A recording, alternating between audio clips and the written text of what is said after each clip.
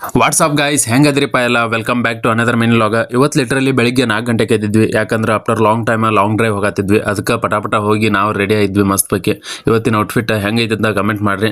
ಅದನ್ನೆಲ್ಲ ಮುಗಿಸ್ಕೊಂಡು ನಾವು ಪೂಜೆ ಮಾಡ್ಕೊಂಡು ಗಾಡಿದೆಲ್ಲ ಸೀದಾ ನಡೆದ್ವಿ ನಮ್ಮ ಡೆಸ್ಟಿನೇಷನ್ ಕಡೆ. ಮಂಜು ಮಾತ್ರ ಹೆವಿ ಬಿಟ್ಟಿತ್ತು, ತಂಪಿತ್ತು ವಾತಾವರಣ, ವೆದರ್ ಮಸ್ತ್ ಎಂಜಾಯ್ ಮಾಡ್ಕೋತ ನಾವು ಸೀದಾ ನಡೆದ್ವಿ ನಮ್ಮ ಡೆಸ್ಟಿನೇಷನ್ ಕಡೆ. ಸೊ ಸ್ವಲ್ಪ ಒಂದು 2 hours ಬ್ರೇಕ್ ತೊಗೋಬೇಕಂತ ನಾವು ಸೀದಾ ಹುಬ್ಬಳ್ಳಿಗೆ ಬಂದಿದ್ವಿ. ಹುಬ್ಬಳ್ಳಿಗೆ ಬಂದ ಸಿದ್ದಾರೂಢ ಮಠಕ್ಕೆ ಬರಲ್ಲ ಅಂದ್ರೆ ಹೆಂಗ, ಅದಕ್ಕೆ ನಾವು ಸೀದಾ ಮಠಕ್ಕೆ ಬಂದ ಸಿದ್ದಾರೂಢ ಅಜ್ಜಾರ ದರ್ಶನ ಎಲ್ಲ ಮುಗಿಸ್ಕೊಂಡ್ವಿ. ದರ್ಶನ ಎಲ್ಲ ಮುಗಿಸ್ಕೊಂಡು ಅಲ್ಲೇ ಪ್ರಸಾದ ಇತ್ತ, ಪ್ರಸಾದ ಎಲ್ಲ ಮುಗಿಸ್ಕೊಂಡು ಸೀದಾ ನಾವು ವಾಪಸ್ ಬೈಕ್ ತಗೊಂಡು ನಡೆದ್ವಿ ನಮ್ಮ ಡೆಸ್ಟಿನೇಷನ್ ಕಡೆ. ಫೈನಲಿ 2-3 hours ಡ್ರೈವಿಂಗ್ ಮಾಡಿ ಫೈನಲಿ ನಾವು ಬಂದ್ವಿ ಅಂಜನಾದ್ರಿ ಬೆಟ್ಟಕ್ಕೆ. ಅಂಜನಾದ್ರಿ ಪರ್ವತ ತ್ರೇತಾಯುಗದ ರಾಮನ ಬಂಟ ಹನುಮಂತನ ಜನ್ಮಸ್ಥಳ ಆಗಿತ್ತು.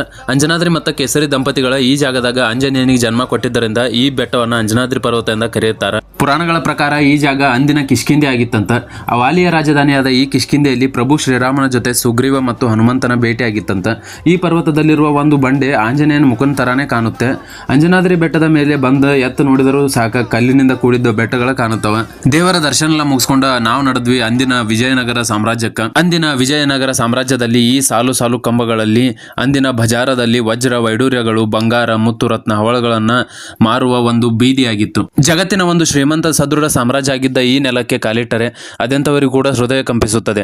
ಹಾಳು ಹಂಪೆ ಅನ್ನೋ ಹೆಸರು ಹೊತ್ತ ಈ ಭವ್ಯ ಸಾಮ್ರಾಜ್ಯದ ಅಳಿದುಳಿದ ಐತಿಹಾಸಿಕ ಕುರುಹುಗಳು ಇಲ್ಲಿ ಕಾಣುತ್ತವೆ. ವಿಜಯನಗರ ಸಾಮ್ರಾಜ್ಯ ಕ್ರಿಸ್ತ ಶಕ 1336 ಹೊತ್ತಿಗೆ ಹರಿಹರ ಮತ್ತು ಬುಕ್ಕರಾಯರಿಂದ ಈ ಭವ್ಯವಾದ ವಿಜಯನಗರ ಸಾಮ್ರಾಜ್ಯವನ್ನು ಸ್ಥಾಪಿಸಲಾಗಿತ್ತು. ಈ ಭವ್ಯ ಸಾಮ್ರಾಜ್ಯ ಅಂದಿನ ಕಾಲದಲ್ಲಿ ಆನೆಗುಂದಿಯನ್ನು ತನ್ನ ರಾಜಧಾನಿಯನ್ನಾಗಿ ಮಾಡಿಕೊಂಡಿತ್ತು. ಇಲ್ಲಿನ ವೈಭವವನ್ನ, ಈ ಸದೃಢ ಸಾಮ್ರಾಜ್ಯ ಹುಟ್ಟಿ ಬೆಳೆದ ಯಶೋಗಾಥೆಯ ಕಥೆಯ ಕಂತೆಗಳನ್ನ ಕೇಳಿದರೆ ಒಂದು ಕ್ಷಣ ನಿಬ್ಬೆರಗಾಗುತ್ತದೆ.